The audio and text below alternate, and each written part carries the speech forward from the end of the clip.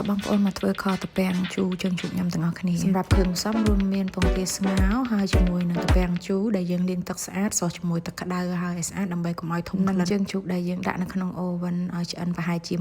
20-30%ឬមិនចឹងទេយើងឆ្អើរលើភ្លើងឲ្យឆ្អិនប្រហែលជា20-30%ដើម្បីយើងកោសស្បែកជើងជូរនឹងចេញអស់កុំឲ្យធំក្លិនជាមួយនឹងមានរោមយើងកោសចេញឲ្យស្អាតយើងលាងទឹកឲ្យស្អាតបងប្អូនកុំឆ្អើរឆ្អិនពេកពីព្រោះតែពេលឆ្អិនពេកសាច់រឹងពេលដែលយើងខទៅអត់សូវចូលជាតិបន្ទាប់ពីយើងលាងទឹកស្អាតហើយគឺយើងមកប្រឡាក់គ្រឿងប្រហែលជា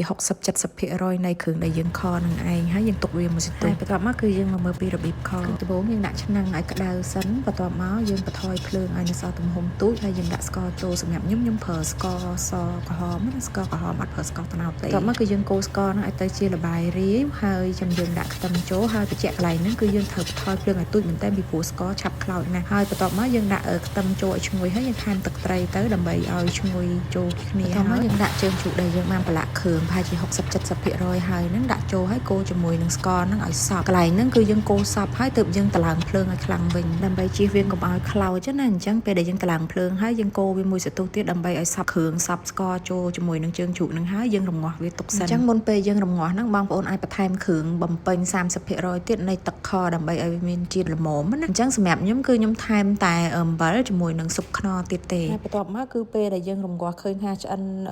ចូលជាតិហើយគឺយើងបន្ថែមទឹកហើយយើងបន្តការរំងាស់ហើយសម្រាប់ការបន្ថែមទឹកនេះយើងថែមឲ្យលើសកម្រិតនៃទឹកខដែលយើងចង់បានបន្តិចណាដើម្បីយើងរំងាស់ប្រហែលជា1ម៉ោងអីទៀតបន្ទាប់ពីយើងរំងាស់បានល្មមហើយយើងអាចភ្លក់ទឹកនឹងមើលថាខយើងមានរសជាតិតាមអ្វីដែលយើងចង់បានហើយនឹងនៅបន្ទាប់ពីយើងភ្លក់អូខេហើយយើងអាចដាក់តាពាំងជូរចូលបានជាមួយនឹងពងទាស្ងោរដាក់ចូលហើយយើងបន្តការរំងាស់នឹង15នាទីអីទៀតដើម្បីឲ្យចូលជាតិនៅក្នុងតាពាំងចេញជាតិពីតាពាំងហើយបន្ទាប់ពីយើងរំងាស់បាន15នាទីហើយគឺយើងអាចភ្លក់មើលម្ដងទៀតថែមថយតាមតម្រូវការយើងបើសម្រាប់ខ្ញុំគឺអូខេហ្មងអត់បានថែមថយអីទៀតទេគឺល្មមពីព្រោះគ្រឿងផ្សំដែលខ្ញុំដាក់ចូលជាមួយនឹងសាច់ហ្នឹងគឺគ្រឿងផ្សំខ្ញុំដាក់ហើយអស់ហើយអញ្ចឹងសម្រាប់ខតាពាំងជើងជ្រូករបស់ខ្ញុំគឺមានតែប៉ុណ្្នឹងឯងអញ្ចឹងបងប្អូនអាចមានវិធីផ្សេងៗគ្នា